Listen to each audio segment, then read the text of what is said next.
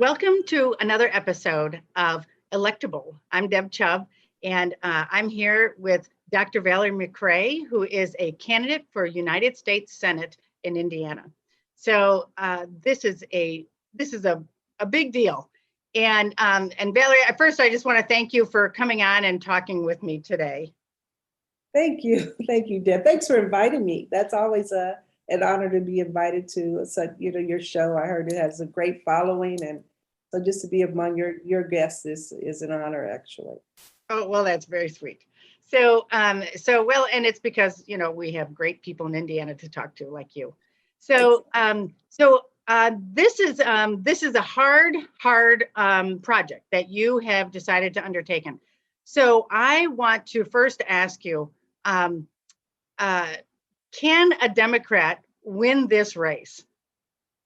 Absolutely. Absolutely. We were there for Obama. We turned the state blue for Obama. I think we can do it again with the right candidate. And I think I'm the right candidate. I think it's absolutely possible. I think we're more purple than what people understand.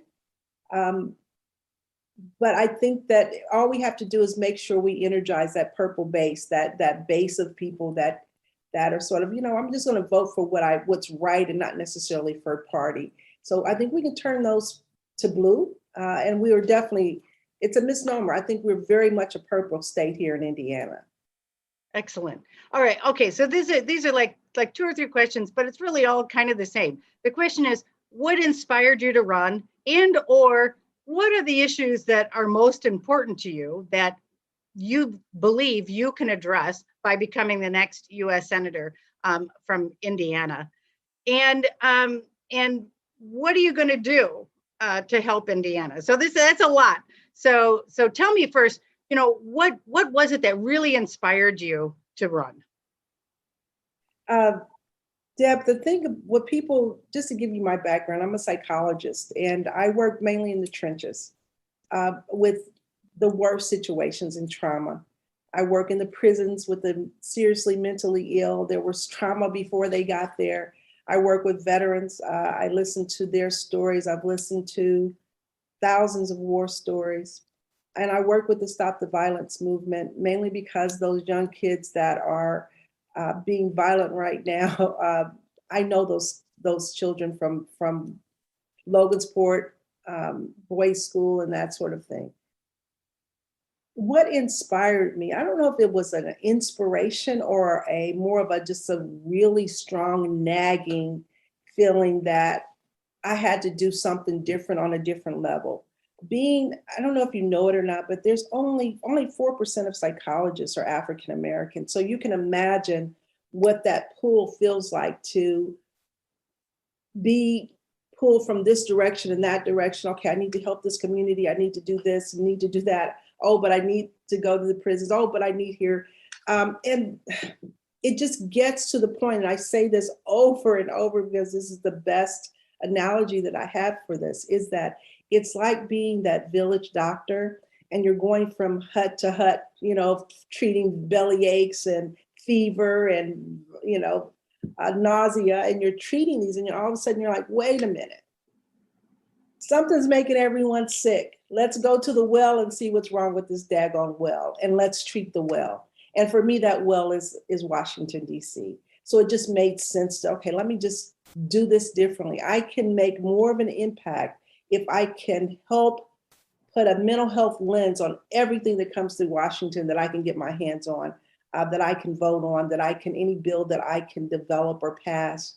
If I can put a mental health lens on it, I think we will come with better outcomes, because there's a mental health component to everything that we deal with here in the United States. Where that hit me, believe it or not, I was really walking around the prison in Wabash, the Wabash prison it's near Vincennes, Indiana. And I was walking around, and it was just this nagging feeling. And some of people know that I actually ran for president as well. And that's when it first hit me. I was running, it was just this nagging feeling. I just need to, the biggest bullhorn, I just need to get to Washington. A lot of that had to do also with the last administration as well. It's like, can't people see how crazy this is? They need a psychologist in the White House. They need a psychologist. I need to get the mental health out there. And so that push to make mental health, sort of rise to the top was the main emphasis. We stayed a very, very little campaign, but we stayed in there till the end because we were pushing mental health issues. But that just hit me that I had to go do something at a much different level. I just have never had that. I've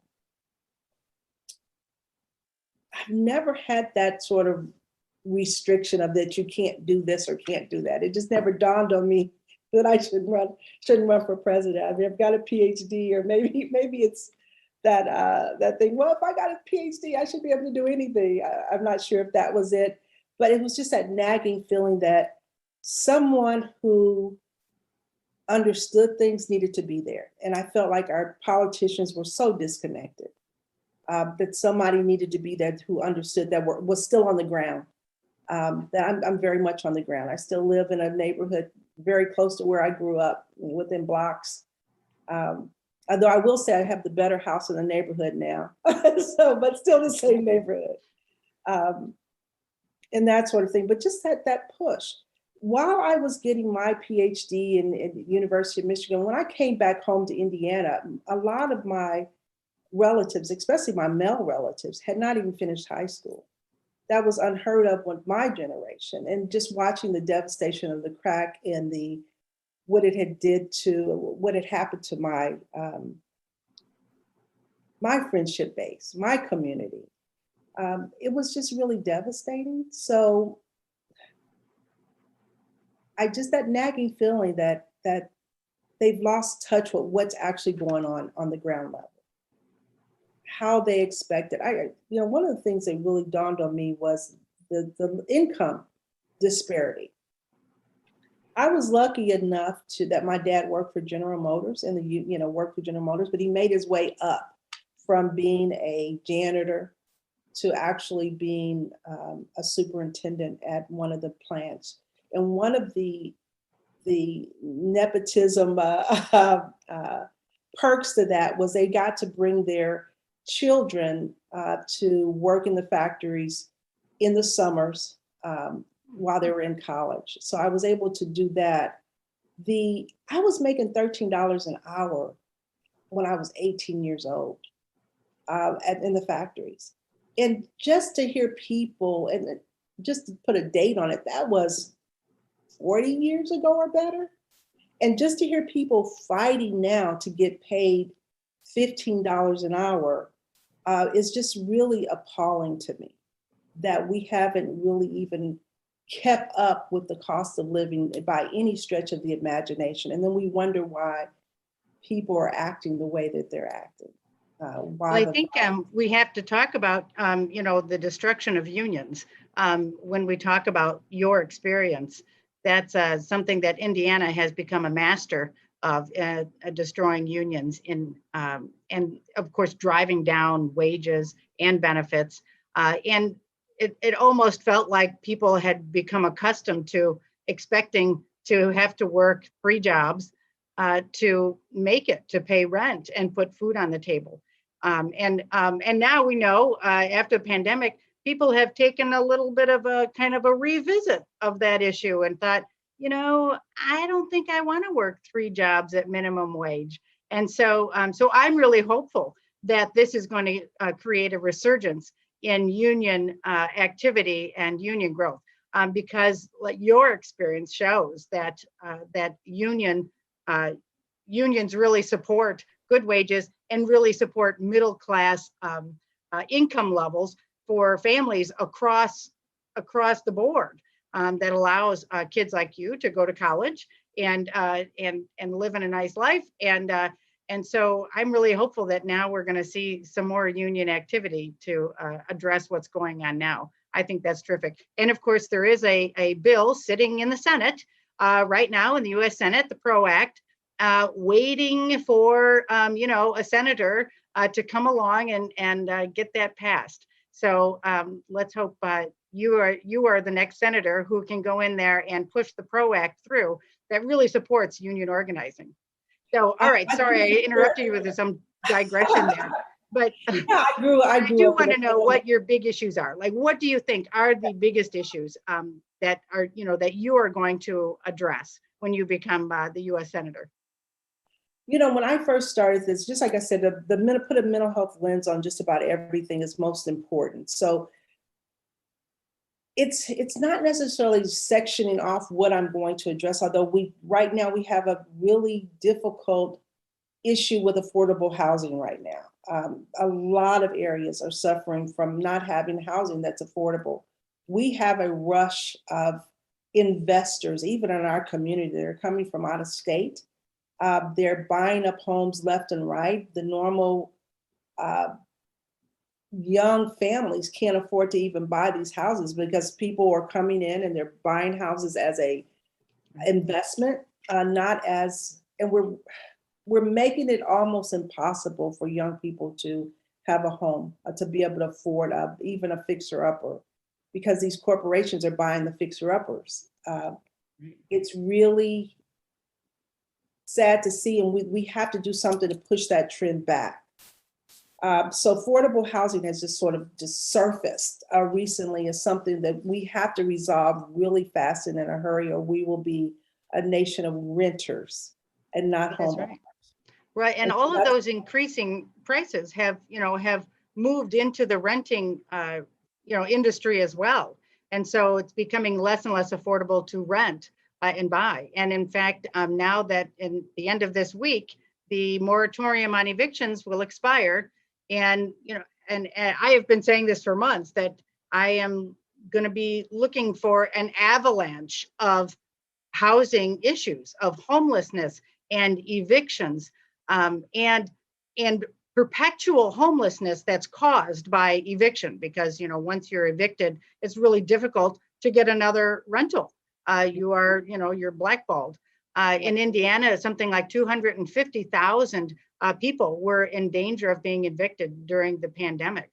So it's hard to say if that's the same number that will be impacted when this moratorium is lifted.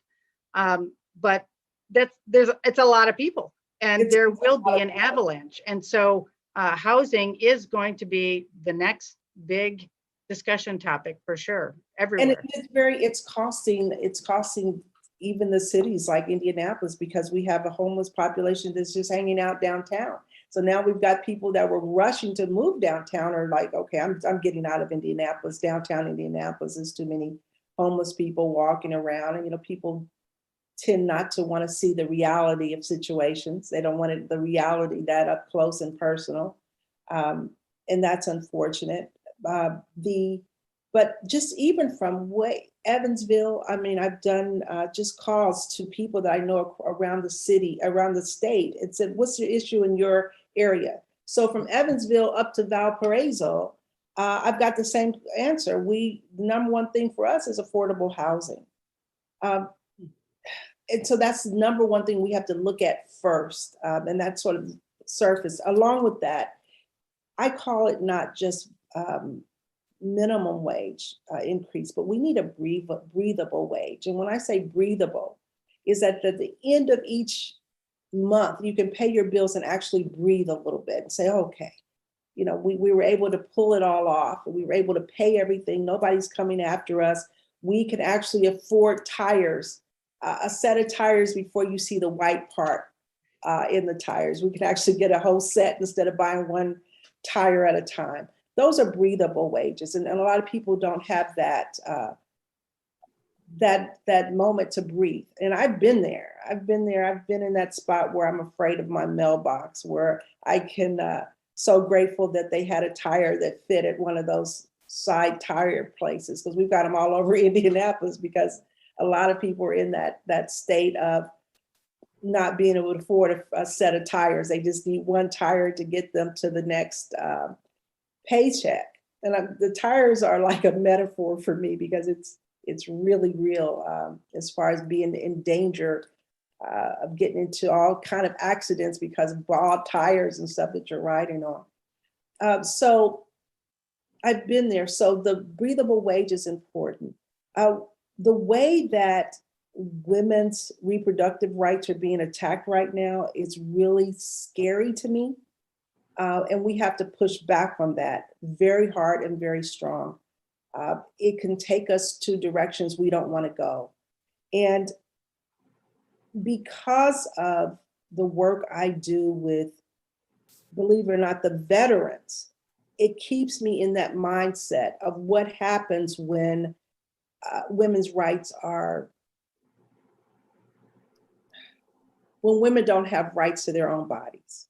So I'm listening to the guys that are over in Afghanistan. I'm listening to the guys that are in Iraq and the different areas where women are so devalued and their only value is for reproduction, to give birth when they're one, that's all they're good for in some societies.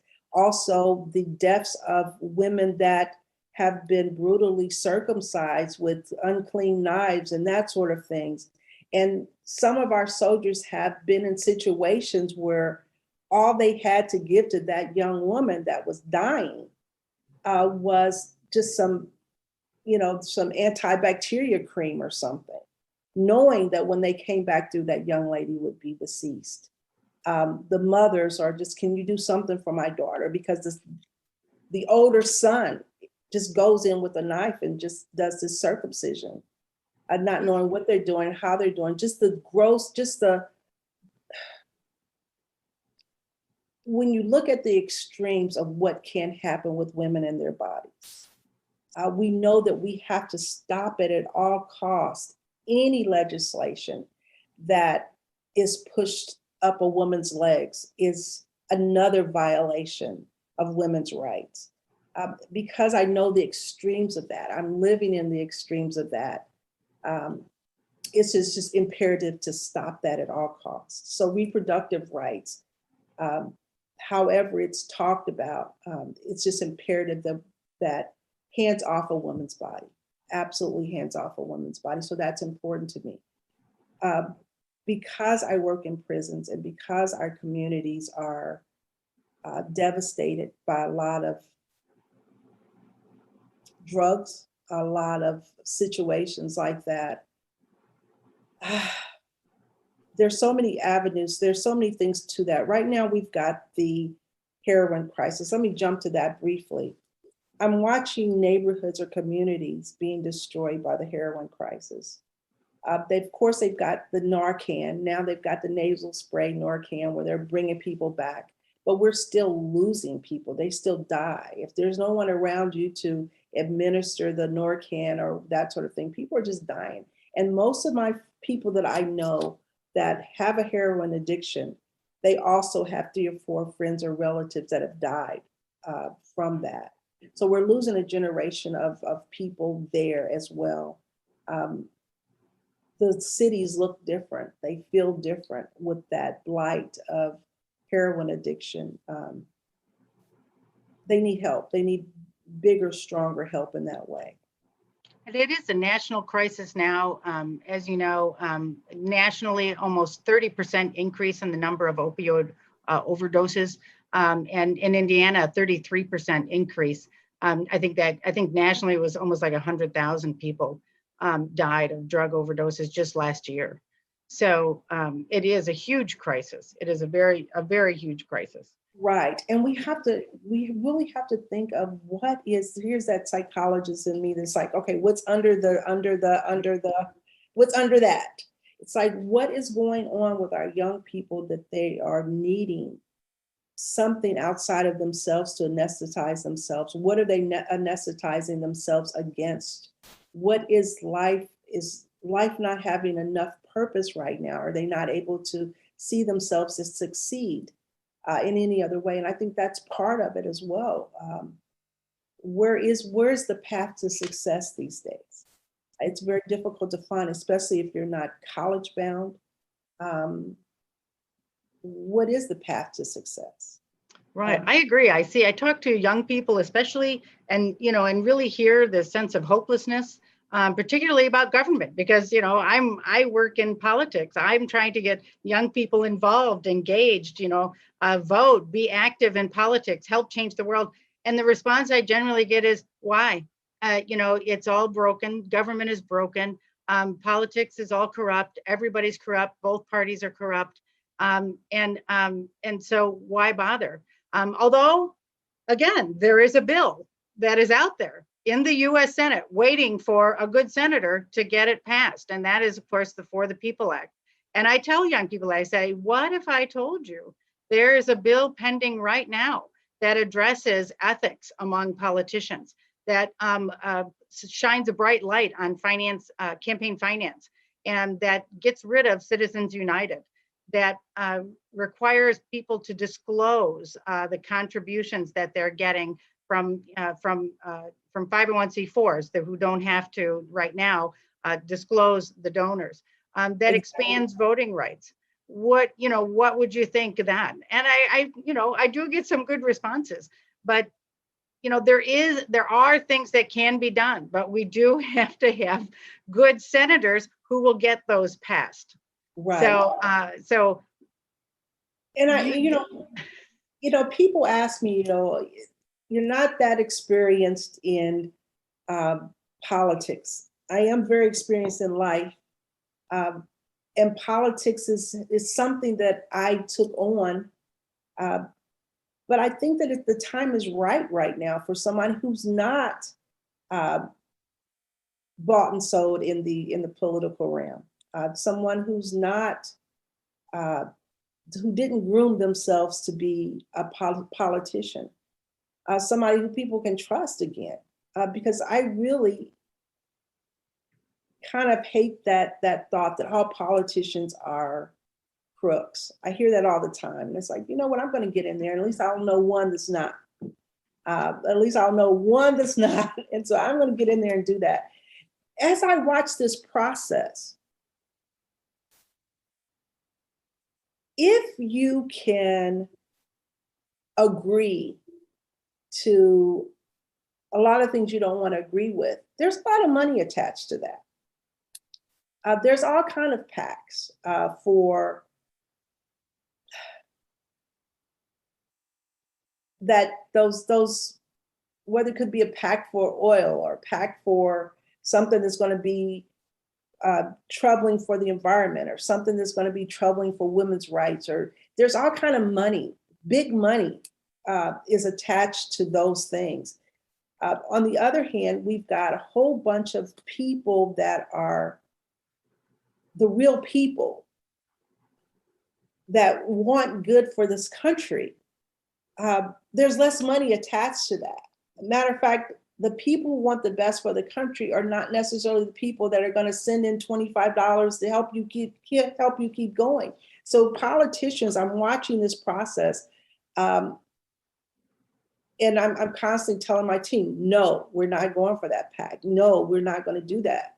No, we're not. If you can find some PACs that's for the environment, if you can find some PACs that are for women's rights, if you can find some PACs that are for what I believe in, then sure. But we are not going to go. And they're like, hey, but listen, Doc, this one PAC, it's just a 2-page process, and we could have your coffers filled like within a couple of weeks. And just, it's like, okay, what do you look at? You look at the fact that your campaign struggles at times compared to, oh, this would just take us over. This would make this whole campaign smoother. You watch that process, and you constantly have to remind yourself, who are you and what do you stand for? And is it worth it selling your soul? And then once you start in that process, the human mind has a way of justifying anything that they do that's not quite what they wanted it to do. They have your soul has a way of figuring out a way to justify something that you didn't really agree with if there's money attached. So it is a constant battle, I'm sure, among politicians to do that. Me, I want to win, to make sure that I'm there, but I'm not so desperate. I have a career. I'm not so desperate that I don't like that feeling of selling out, or of selling out to my own beliefs. That's very, yeah. So, but I We can see know why Todd Young has sold out, and we know that he's given up all of his integrity and all of his ethics and you to feel keep it. his position in the Senate. And it is frightening. And of course, he is opposed to the For the People Act, calling it partisan, which is, I mean, kind of funny. Like it's a really, because it's a Democrat, it's just a democratic notion. Ethics in government is just a democratic notion. And so you can't support it because of that. So we really do need to get this passed. And We need to get that passed in the worst way, so that politicians, it would free up politicians to just do their jobs. And that's what's imperative. They just need to be able to do their jobs. I believe that most politicians started out being very, very good people. And under all of that, they're still good people. But with that dark money, I will say that dark money, they're in a strange dilemma about whether or not they're going to stay in office or take this money over here. They're in a strange dilemma, one that I'm avoiding at all costs. I just don't want that. It's not worth it. I want to be able to sleep at night. And I'm sure they sleep fine, but I'm just if it doesn't sit right with me, you'll know it. You'll know it. I just can't carry that. right, yeah. So we know, like I said, that Todd has sold out. And I almost think that he, like you say, underneath that when he started this whole adventure, may have had some ethics. He used to claim that was his, kind of core. He had some integrity, but that has long since, crumbled away as he supported Trump in the election decision. I personally saw him on a videotape, agreeing with people who, oh yeah, the election was stolen, so he's given it all away. He's given up any integrity he may have once had, and is now just focused on, finding an endless stream of money. Right.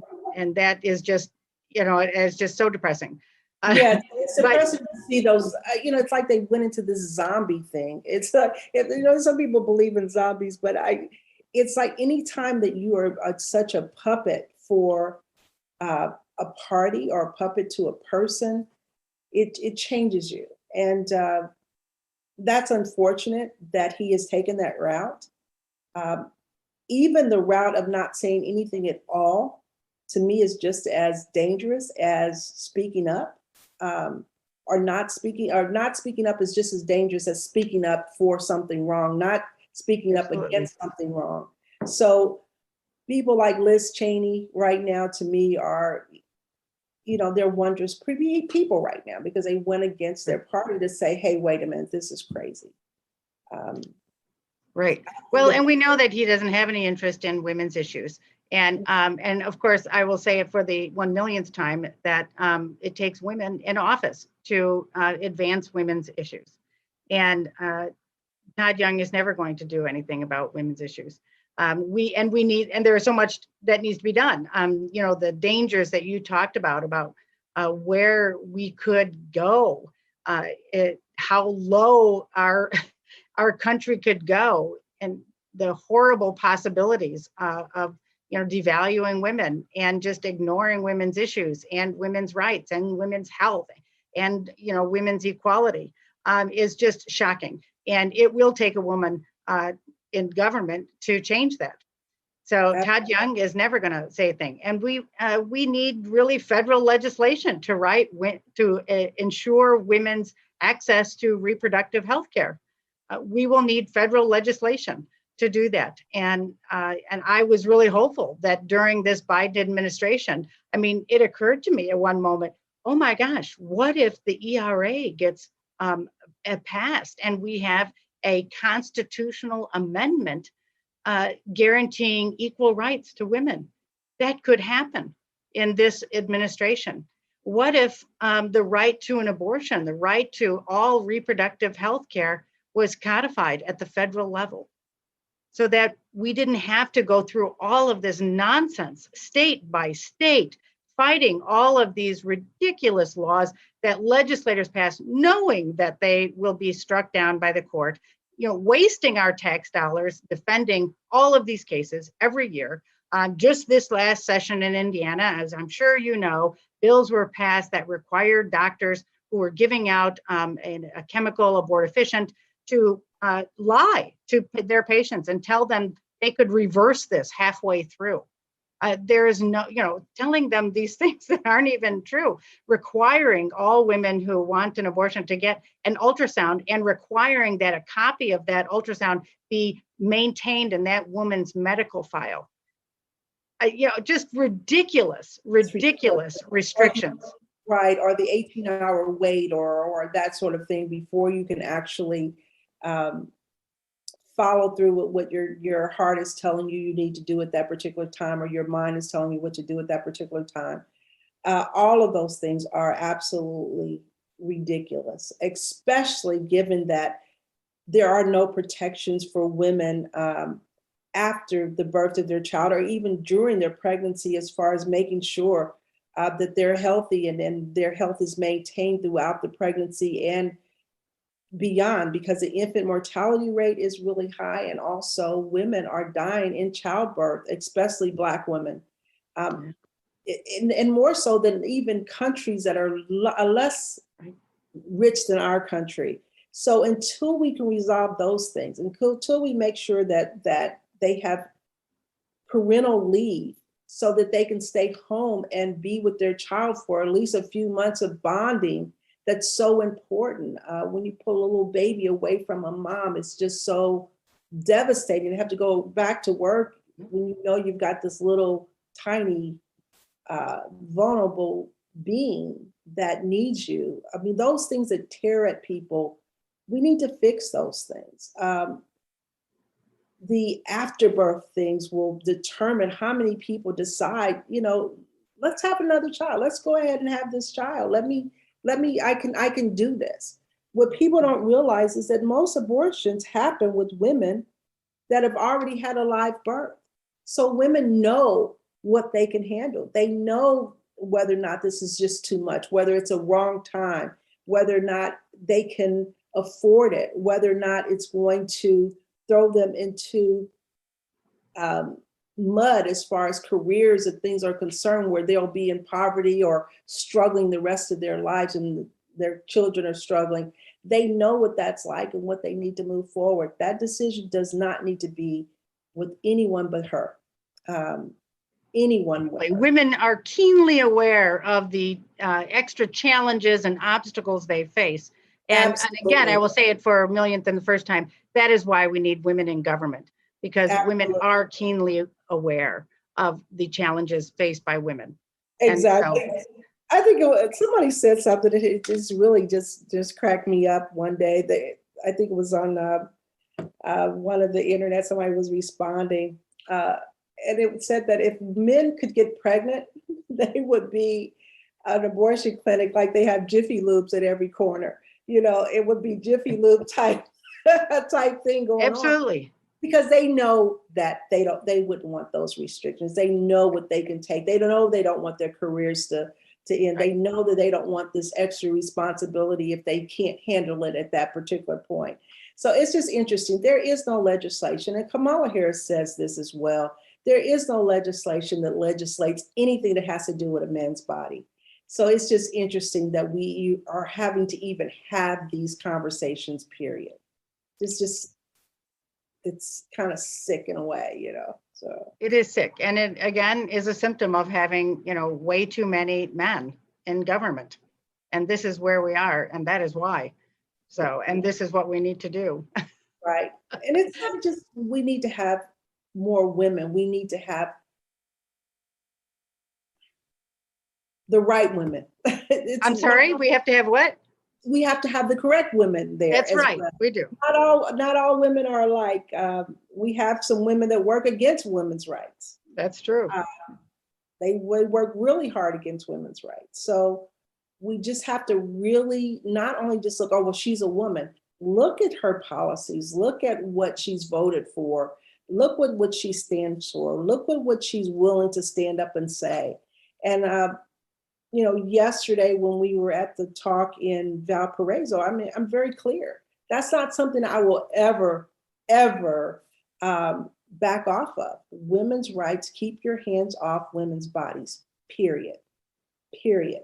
And it will never be anything different from that. So you have to, follow those women that agree with that. And there are women like that even in the Republican Party. They're like, oh, I'm for fiscal responsibility, but you need to keep your hands off my body. Yeah. I've heard several women that are Republicans that say that. So we have to find women that are for those things that we are for and vote in that direction, and not just vote necessarily on party. Although I'm a strong Democrat, if I'd have to vote Republican to find some woman that's going to champion women's rights, then I would do that. So we have to look at the woman and not necessarily the party, although I'm a Democrat. So great. All right. Okay. So we're almost out of time, but I want you to talk a little bit about what you need in your campaign. We know that Todd Young has, got a bottomless pit of money. So what are you going to do to win under these circumstances? What we are going to have to do, what we're going to have to do is connect arms with every group we could connect arms with, and sort of weave our web of, not our web, but our quilt of people that can get this campaign up and going and making sure it stays supported. The $5 donations mean so much to us right now that if people could consistently give $5, that adds up. We also need people to invite us to whatever talks or events.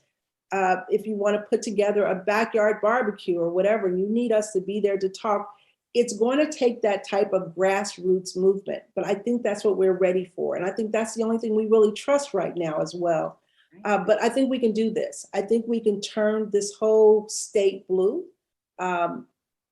We've done it before. There have been times that I've been on really stressed financially. And the last time I was stressed financially was after that whole presidential run, because it kind of left me on my behind. So I drove Lyft to make ends meet.